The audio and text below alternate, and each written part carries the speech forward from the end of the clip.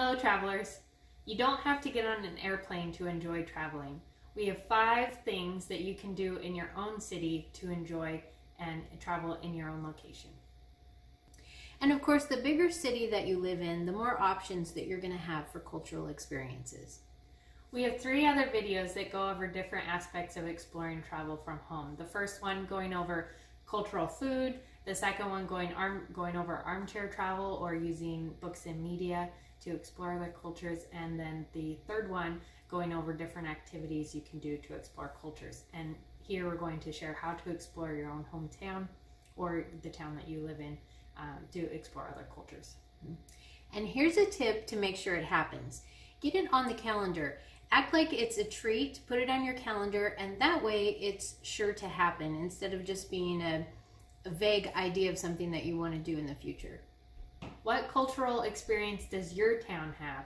We'd love to hear about it. Add a restaurant or museum or other cultural experience in the comments below. We'd love to check them out.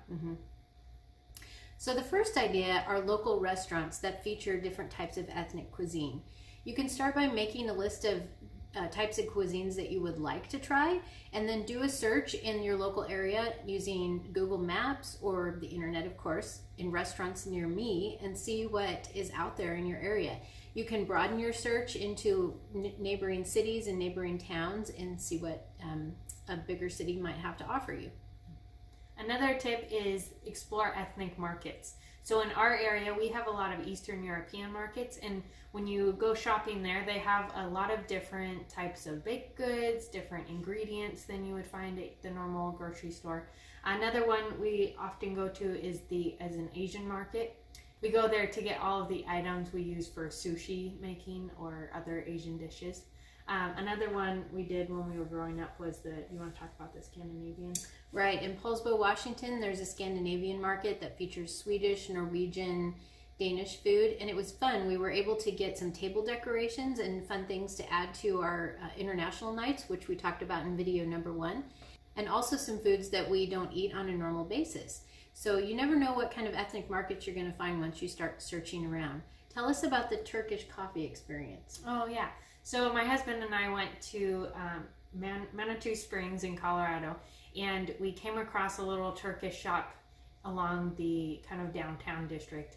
And we walked in and it was full of Turkish items, but the lady at the desk was serving Turkish coffee, traditional Turkish coffee, which is served in a small pot that they heat the coffee in with a little bit of sugar, and then they pour the coffee with the grounds in the cup. And it was just a cool experience. She talked about the tradition of Turkish coffee and showed us how to do it, and then talked to us about how you don't take the last sip because that's where the grounds are.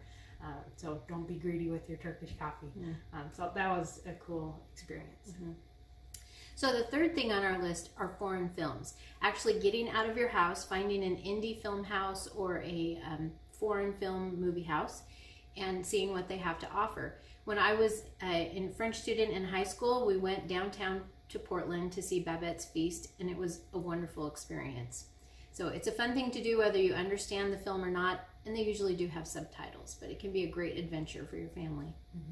Another one is museums, and that can be history museums or some other kind of museum that has a cultural aspect to it. To explore another culture, we have quite a few near our home, and it's fun to go to them and explore the different exhibits as they cycle through and learn from the history of a location as well as some current facts about another culture.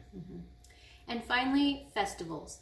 Even the smallest community will have some type of cultural festival. In our mid-sized town of Olympia, we had multiple festivals throughout the year, starting with an Irish festival in March and ending the season with a German Oktoberfest and many festivals in between.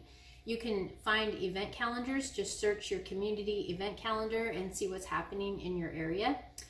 These festivals usually include music, different types of entertainment, a variety of foods that you can try, and even some hands-on arts and crafts often for kids. So as soon as possible, get out into your community and explore what your town has to offer.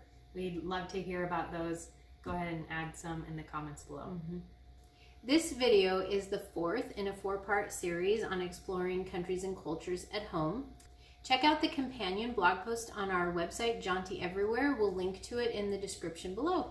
If you like this video, give us a thumbs up because it helps us to know that you like this kind of content, and we'll make more. Thanks so much for watching. We'll see you next time. Happy travels!